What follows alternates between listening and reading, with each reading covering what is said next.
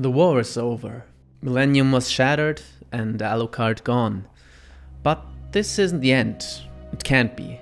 As long as one particular man is still alive, everything that has happened can be repeated. Science can turn abstract possibilities into reality, or turn reality into hell. That man who hasn't given up is the Doctor, who stands in front of an ominous object with a badge. Number Anfang, where Anfang is the German word for beginning, and the she. Well, what that means is something we will get to later on. But let's get back into the scene. What went wrong? Why did Millennium lose? He doesn't know, he doesn't understand, but as long as he has this, his knowledge will grow and he can try again. But then we see one man who doesn't like the perspective of all of this happening again. Walter confronts the Doctor and says that he's a failure, just like Walter himself is. This comedy is over and it's time for the actors to leave the stage. Walter's body was way past its limits and disintegrates by barely moving. The Doctor, though, hasn't given up. And his science is not going to be disrespected by a failure like Walter. He wants to use his remote to detonate the artificial vampire, but even a completely broken Walter easily overpowers the scientist and cuts off his arm. He stumbles and tries to get his hold back, only to accidentally reveal what was behind the curtain. A certain skeleton with a badge on his head. The badge has the name Mina written on it.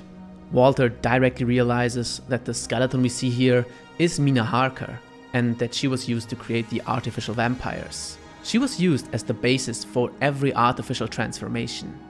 But who is she? And why does Walter claim she is Alucard's copy? Well, let me explain.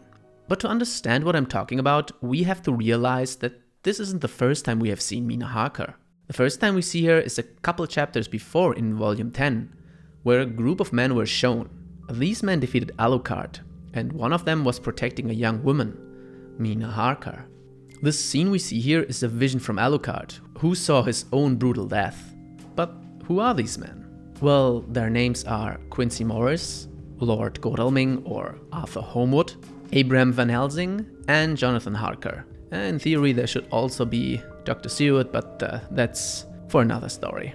They are all characters from Bram Stoker's Dracula. The Dracula in that book is actually not an inspiration, but a direct reference to Alucard. Alucard is the same Dracula that made all the vampires possible and basically built a foundation for pretty much every modern vampire. I will definitely do a video on these men, and of course a video on Alucard's actual backstory, so if you are interested in that, you should subscribe to the channel. But to get back to that woman.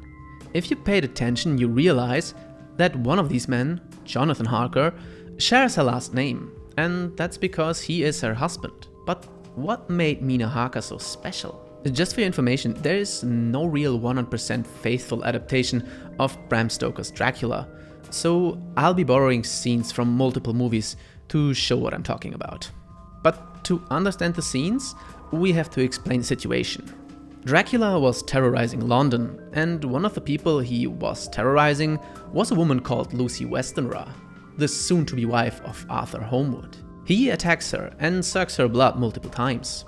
This draining of blood severely weakens her, but also triggers a partial vampire transformation.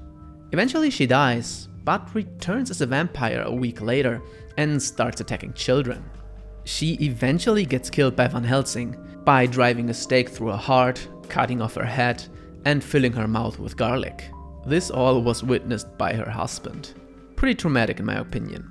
But here we see what's necessary to turn someone into a vampire. Their blood needs to be sucked, which triggers a partial transformation, and when they die, they resurrect after some time. Of course, this wasn't to the liking of her husband, so they built a small task force, consisting of Arthur Holmwood, Quincy Morris, and John Stewart. And John Stewart, who by the way all proposed to Lucy, just small background information, and they are joined by Mina and Jonathan Harker and Dr. Van Helsing. They tried to drive the vampire into a corner, which he doesn't like, and instead of fleeing goes on the offensive and attacks Mina Harker instead. But Dracula doesn't only drink her blood, he also forces her to drink his blood. He cuts open his chest and forces her head into it. She then also was afflicted with Dracula's curse, turning her more and more into a vampire, to the point where she actually got a scar on her head by touching a communion bread. She definitely turned into something unholy, and when she dies, she would eventually become a vampire. The only way to attempt to stop it would be to kill Dracula and hope that the curse is lifted. But they have to act, because Mina was turning more and more into a vampire. At some points she stopped eating completely, and then she started to sleep at daylight and be awake at night. She also develops a telekinetic bond with Dracula, where she could, under hypnosis, see what Dracula was seeing. They used this information to grasp his location and follow him. But not to get this wrong, Mina was the victim of Dracula, but far from helpless. She endured her torment with absolute bravery and actively works on tracking down Dracula with her wits multiple times. So don't get a wrong image of her. But back to the story. The group actually manages to find and kill Dracula. They killed her differently than it was shown in basically every movie and also in Hellsing. Yeah, this definitely needs a separate video at some point. But at least they managed to kill him. But did they really? We see in Hellsing that Dracula wasn't dead, but instead experimented on by the Hellsing family under the name of Alucard. This also means that there was a piece of Alucard contained within Mina, which therefore could have been used by Millennium to experiment on the being that is as closely to Dracula as possible. And they were pretty successful on it. I mean, with that raw material? But to answer the question from the beginning, what does the she mean? Well, it's pretty simple. She is Japanese for death.